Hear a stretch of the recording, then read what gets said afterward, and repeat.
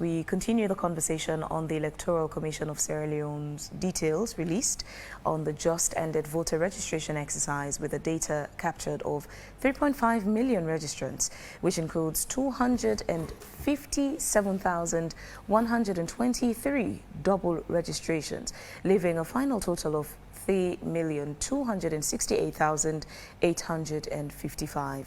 So we're going to talk about this, and we'll be talking to political parties on their take on this.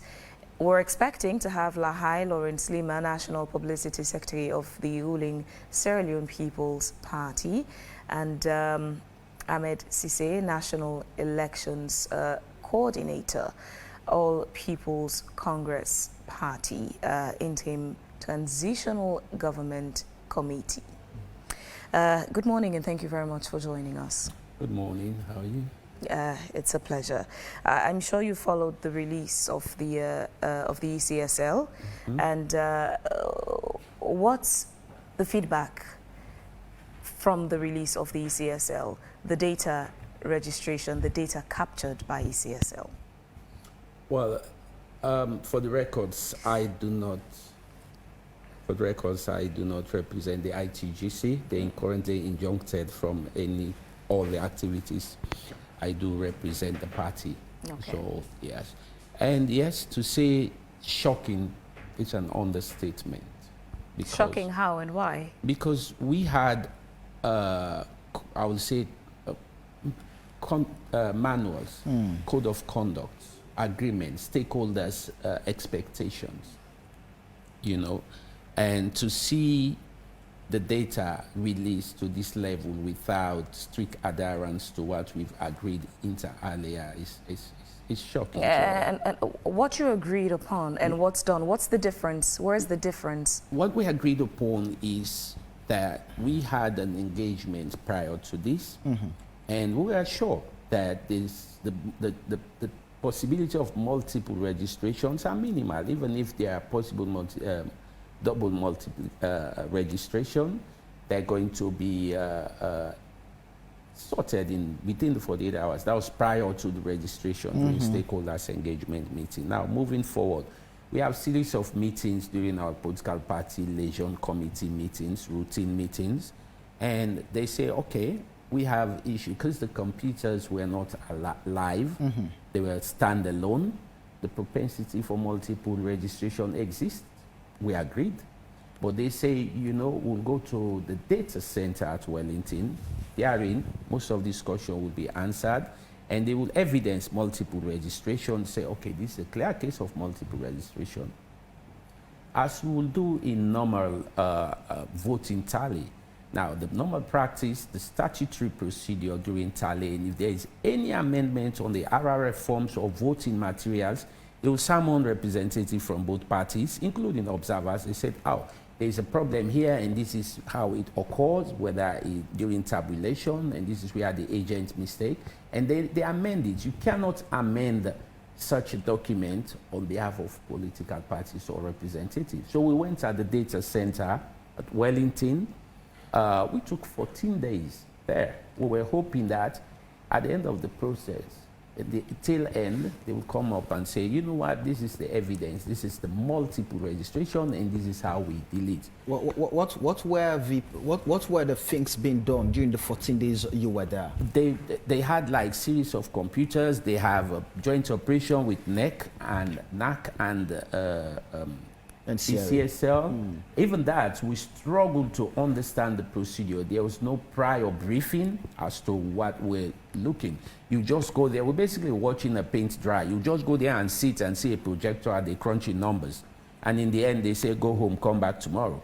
So we were expecting that they'll flag up this issue, say, this is Momo Fode Johnson from Malama, Freetown, constituency 126 or 124.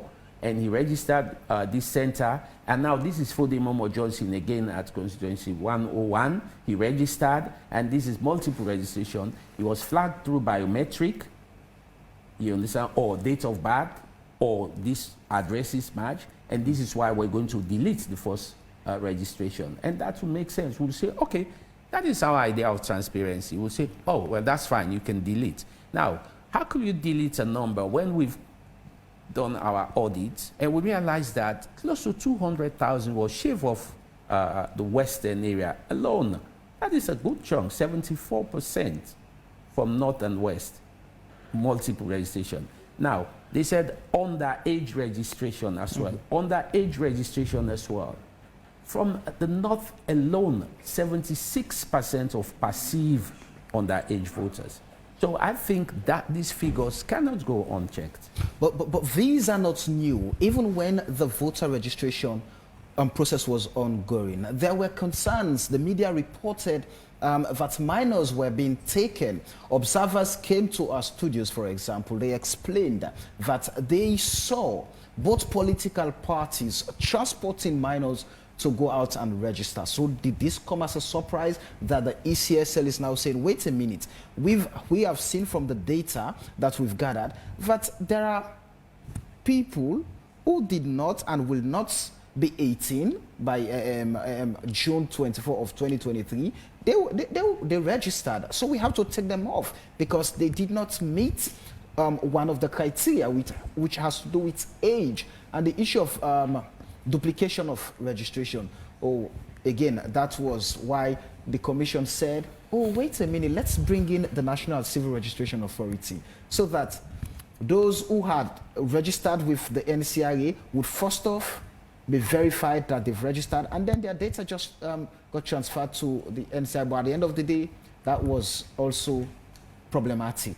So did any of this come as a surprise that the ECSL is saying, wait, we had so many duplication, we had many minors who were registered? That is not my point. I do not question the due process. You understand? And I will not here legitimizing an illegal process. Okay. Now, what I'm saying is they have a statutory obligation to ensure that political parties are fully represented and political parties be part of the process in interest of transparency. I always say this. It is a duty to all of us to ensure that the credibility of the commission is not eroded moving forward 7 months to the elections, because that could be a national security implication. So we want to be, I mean, as representative of political parties, we want to testify on their behalf that, oh, the process is done in a way that we are satisfied.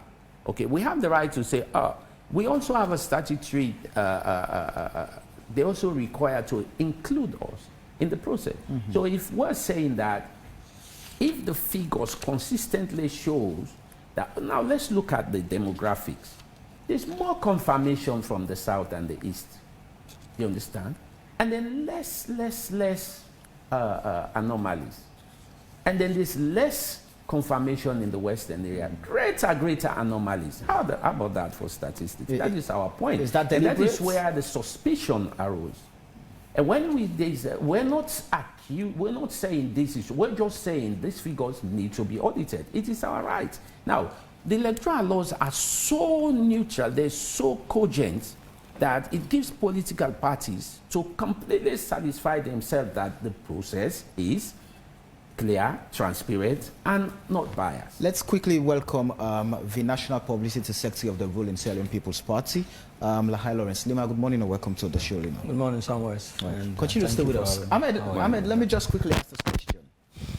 During the 14 days period you were with the ECSL, during the process of putting together the data, cleaning the data and all of that, when you were not really understanding what was happening, apparently you were just there, I mean, according to you, they were just crunching the figures in front of a projector, you were just, what is going on, and they tell you go home and come back.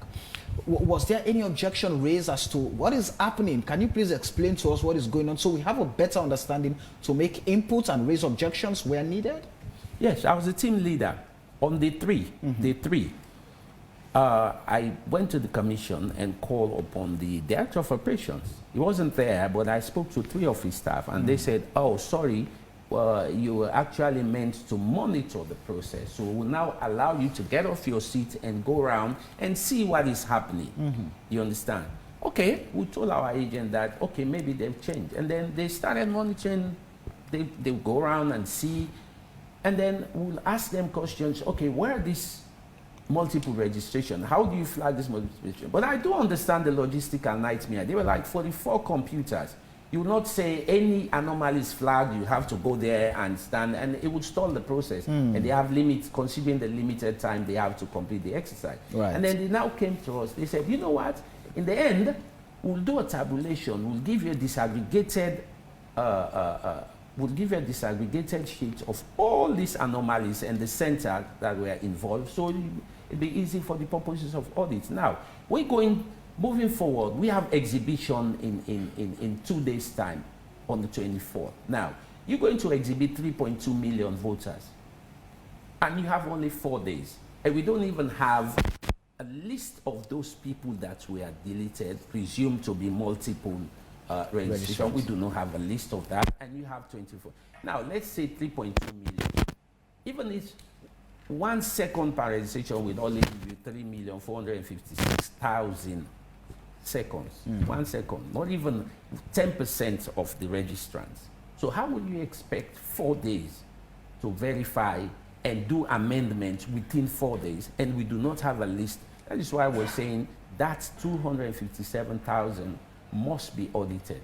All right, continue to stay with us. Let's bring in the mouthpiece of the ruling SLPP. So Leema, the Electoral Commission, Sierra Leone, has put out figures, the data for the voter registration exercise. First off, what does the SLPP make of the data being put out by the Electoral Commission? Well, in the first place, we looked at it, and we're also tallying with what we have, because what we are happy about is the fact that the National Electoral Commission gave the opportunities to political parties to send in agents to monitor the registration process. And so if they have come up with their provisional figures, we also have to take time to look at that provisional figures in line with what we got from our agents to see whether it is aligned. And in so far, we've studied the process, the results together with what we have. We are satisfied, even though we continue to look at the result closely to see whether we'll notice any discrepancies. And so that's the beauty of the fact that we are given the opportunity to send in our agents to monitor the process.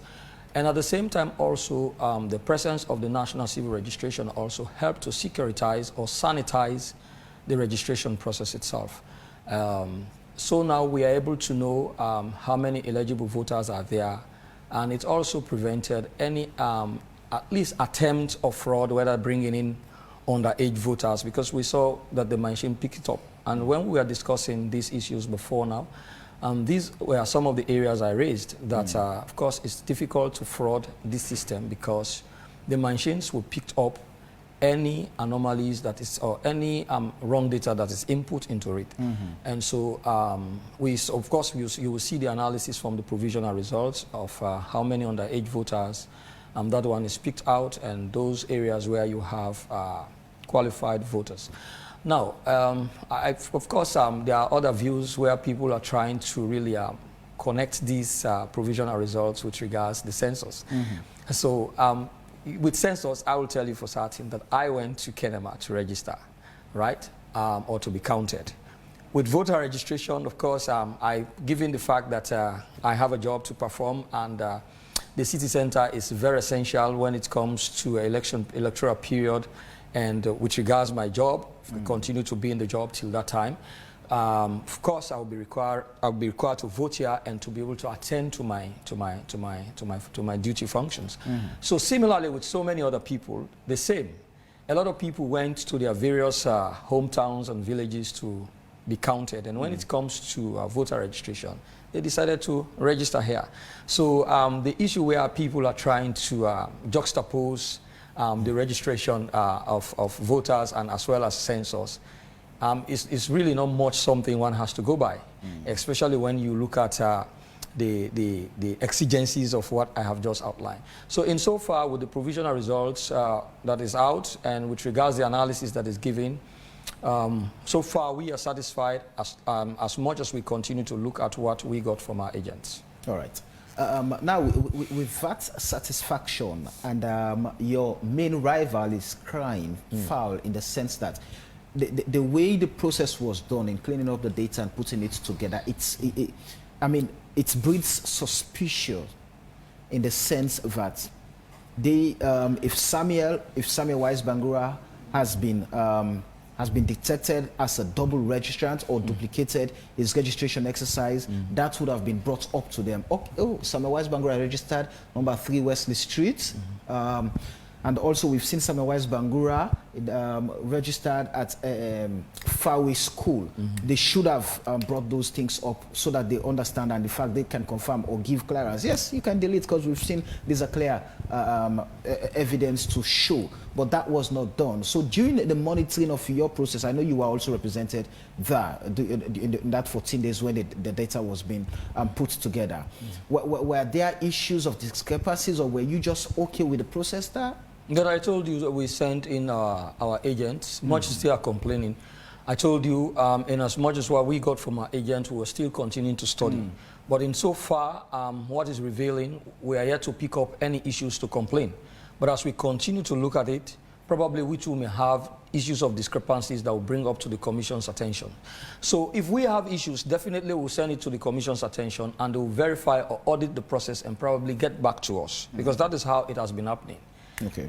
So Ahmed, at this point now, with these concerns, I also saw a letter from the parliamentary leader of the APC calling for an audit to be done on the data. So what do you look forward to see now with these, your concerns? Well, we want the Commission to take our concerns seriously. We have a basis for that, because they breach every aspect of the code of conduct. The Commission? The Commission, in terms of how transparency, how we should move forward. Now, we're not asking for an arm and a leg. We're just saying that, okay, give us a spreadsheet of these perceived multiple registrants, and then we can go to the exhibition centers and audit accordingly. Because we cannot, there's bound to be issues. Imagine if you register and you go there and you're, in 2017 we had a similar issue. In 2017 we had like an entire region, like 25 centers wiped off, no data. So upon exhibition we realized that these people, the data were imported, exported to another computer. But we were armed with the provisional register. We know exactly how to tackle those scenarios. Okay. But now we're going to these centers without nothing, no detail. So if people showed up, and we only have 4 days, imagine, and all the centers, 3,630 centers are going to be run simultaneously for verification.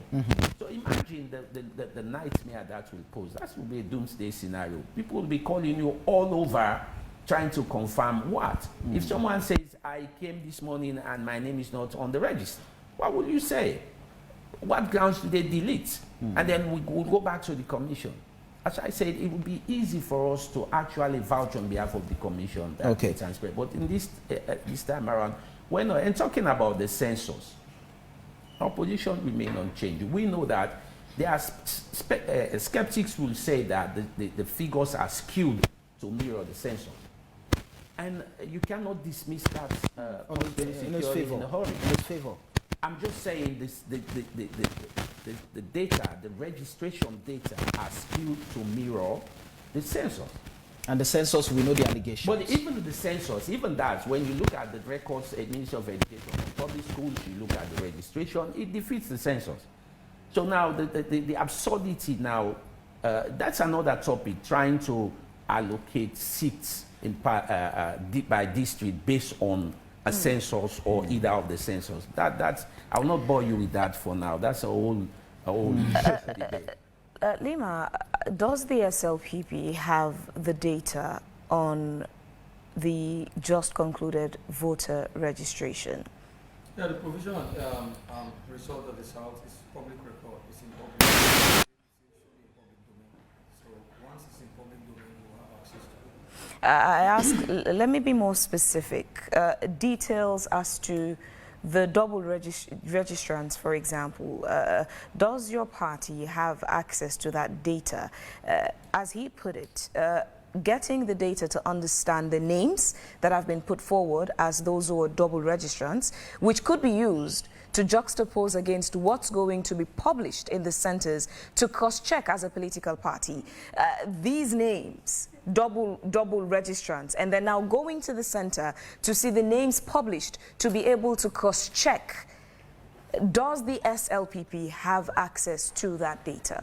Well, I am yet to verify that, because first of all, I don't even know whether the NEC provision procedure allows that, but if it does, then certainly if we are given that right, every other political party will be given that right, but I'm yet to verify that question. Do you see it as something that the political parties need to have?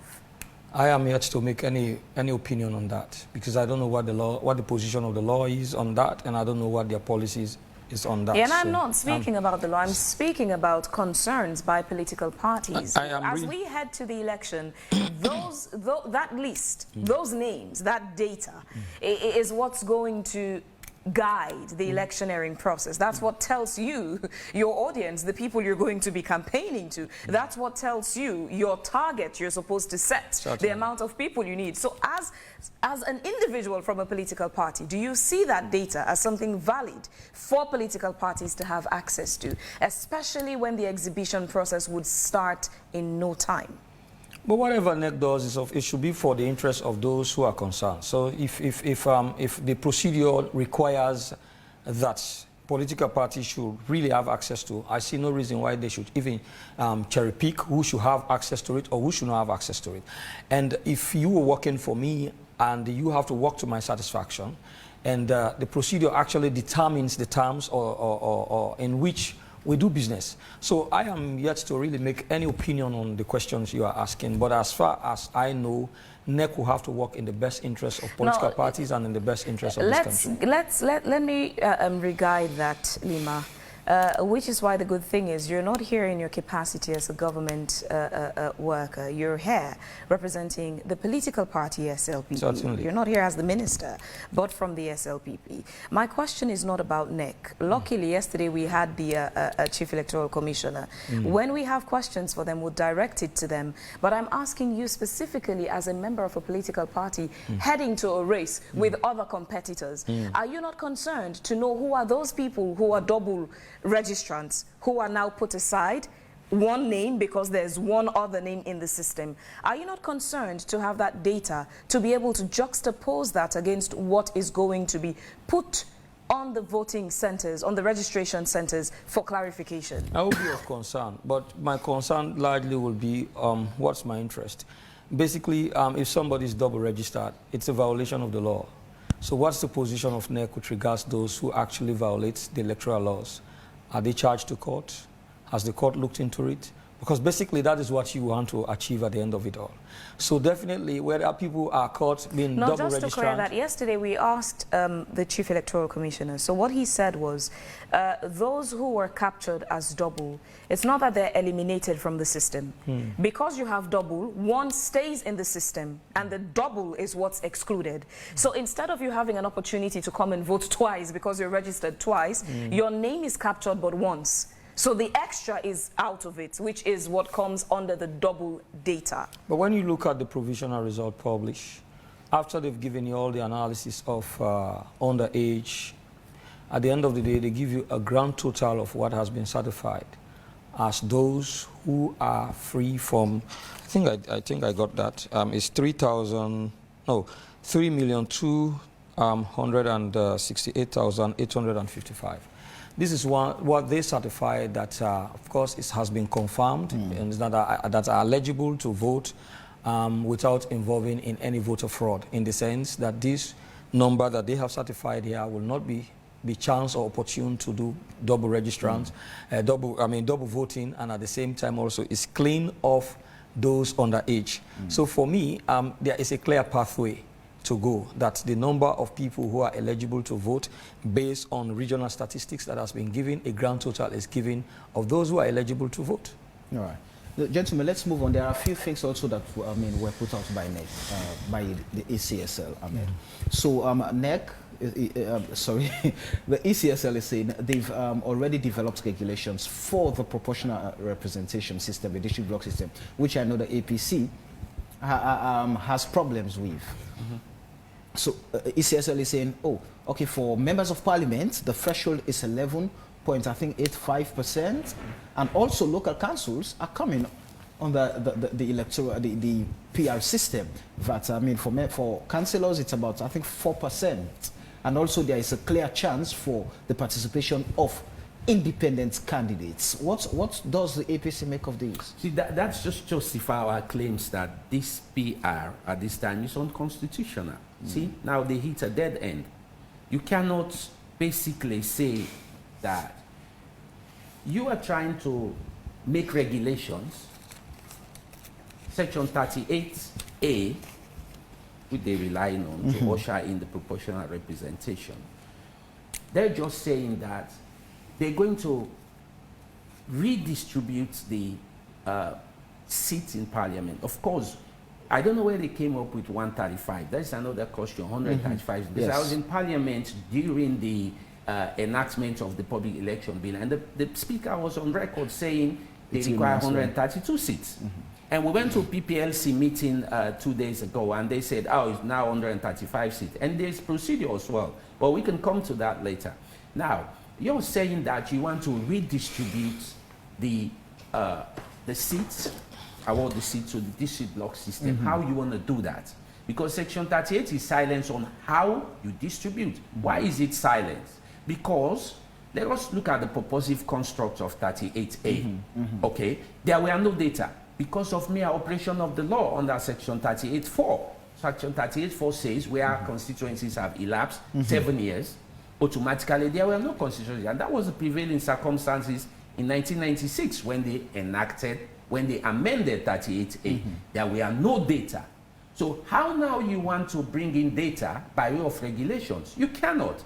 That is an amendment of 38A. Now, NEC can do regulations. As it is now, they were the impression that with these regulations, under normal parliamentary procedures, for regulations, statutory instruments, the contenders require 2/3 majority. In other words, if you object, you require 2/3 majority. But if it's you cannot legislate.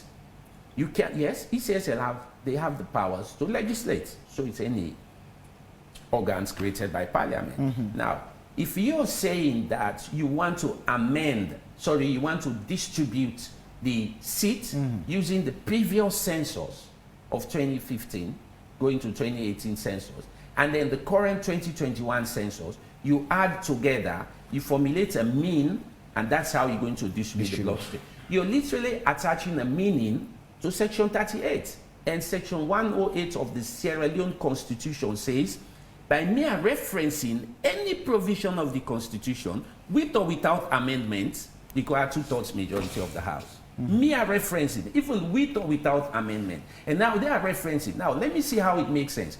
Section 38 itself, subsection 3 of 38, made provisions how the country must be delimited into constituencies. That is, following a delimitation, the population quota, it must reflect the population quota, exactly how you delimit the country, how you allocate seats by constituencies. It is done so because the cherished legislators know that it has to be in the Constitution. Now, come to 38A, which is silence. You now want to amend it using regulations to mirror 38.3. You understand? 38.3 is so important how we have to allocate constituencies. It is embedded in the Constitution thereof. So now, 38A, the reason why 38, I just wanted to make sense. The reason why 38A is carved the way it is, because with the presumption as there are no data in the country, there's no data in the country, no population census, no valid population census, hence 38A. So this is why the ECSL has gone to submit to us. Yesterday, like Phoebe mentioned, we had the Chief Electoral Commissioner here yesterday, and according to him, of course, they were already on the plans were on the way to delimit boundaries. They've engaged political parties. They've set up a technical committee for boundary delimitation. That, according to ECSL, and but if they had gone ahead with that particular process, it would have meant two things. The voter register would not have been available early, and they would have not gotten enough time to conduct the election. So it would have meant that, for them, it would have meant that they would have called for a deferment of the date for the elections. Would you have accepted that one? This is where the mischief came in. How? The previous delimitation exercise in 2015 was took about 9 months, pre-planned, and there was a world-renowned boundary delimitation expert was summoned in the presence of Professor Hannes of Oxford University. So the process of delimitation, ECSL should know that, will take like 9 months minimum.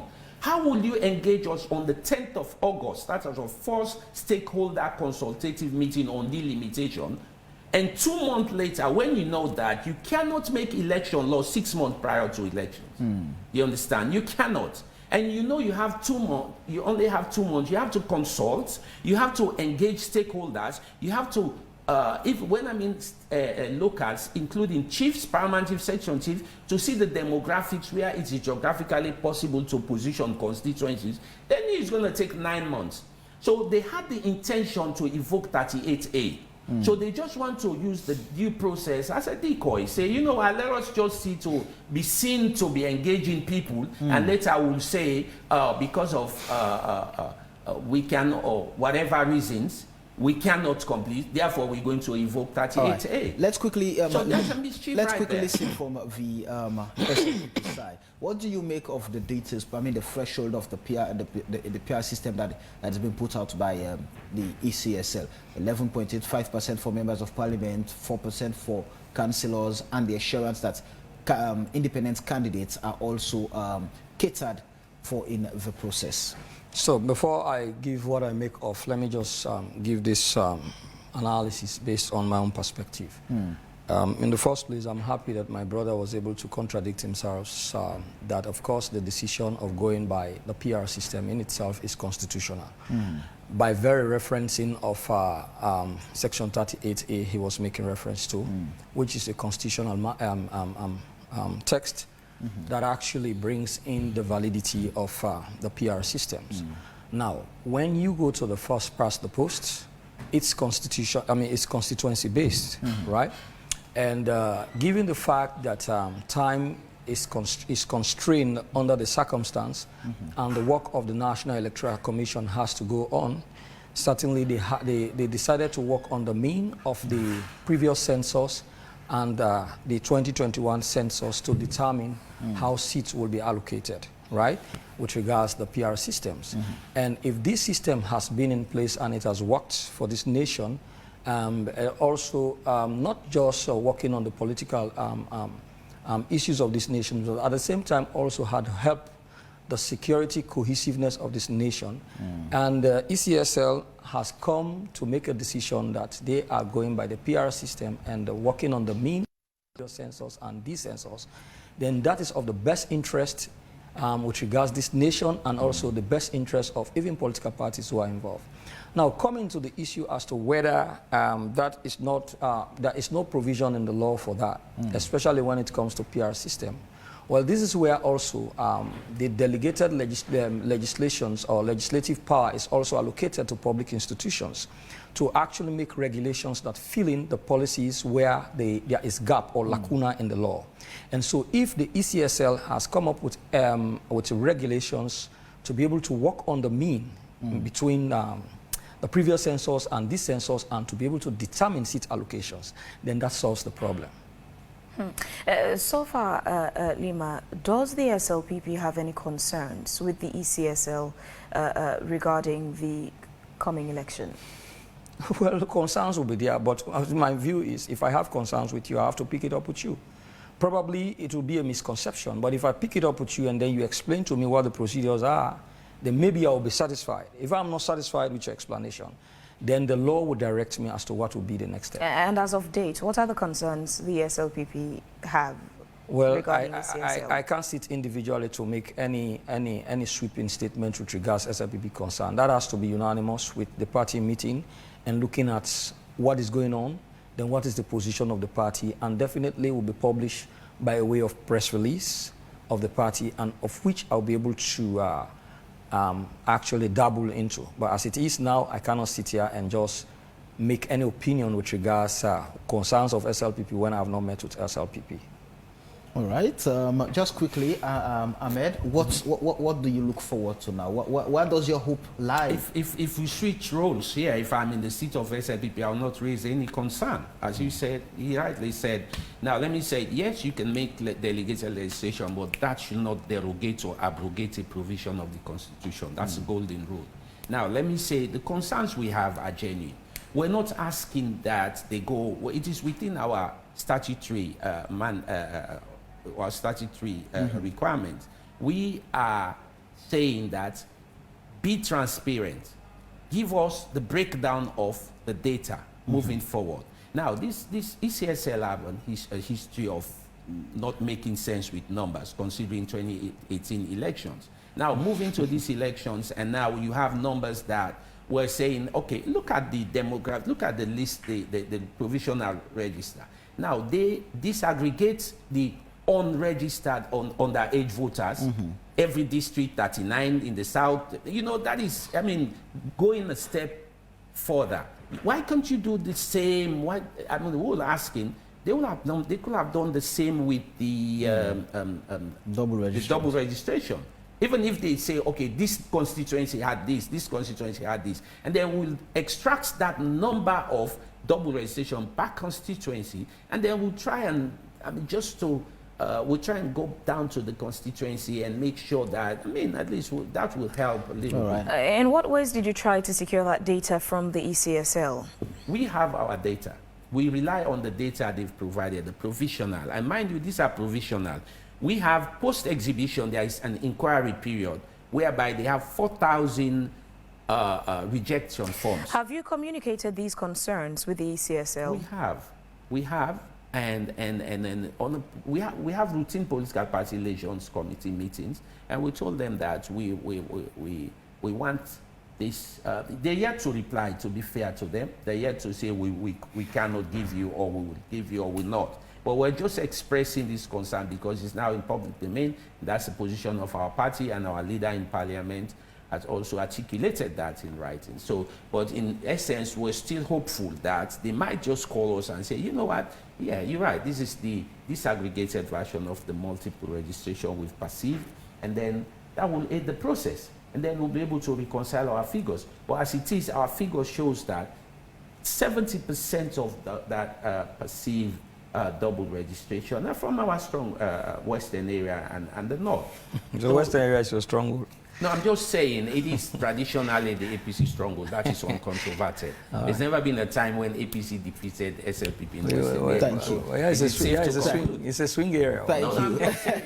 Thank you. Quickly, what's your party short, Leema? Well, what we want to say is the fact that institutions should be stronger, and at the same time should have the independence to make decisions in the best interest of the country. And that is what, because it's the SLPP government in power, that is what this government has assured, that decision made by the ECSL, even to go by PR, and how they determine seat allocation, no government is no government body is involved to determine that decision, and that is to show that as a government we respect the independence functionality of institutions, and those institutions should be strong to do their job, and which is the best way to go for this country. And so as a party, we will continue to monitor what is going on, and if we have concern, we'll continue to raise that concern with ECSL or any institution that is involved. Insofar with what is out now, we now know at least the targeted population that we will have to campaign, and so we continue to do our good work towards appealing those number of people who have to vote, so that even those areas where my brother is saying that is their own stronghold, at the end of the day they will be defeated, and they will have no option but to congratulate us again. So that's what I want to say. Thank you very much, gentlemen. It's been a pleasure having both of you here this morning. Thank you very much.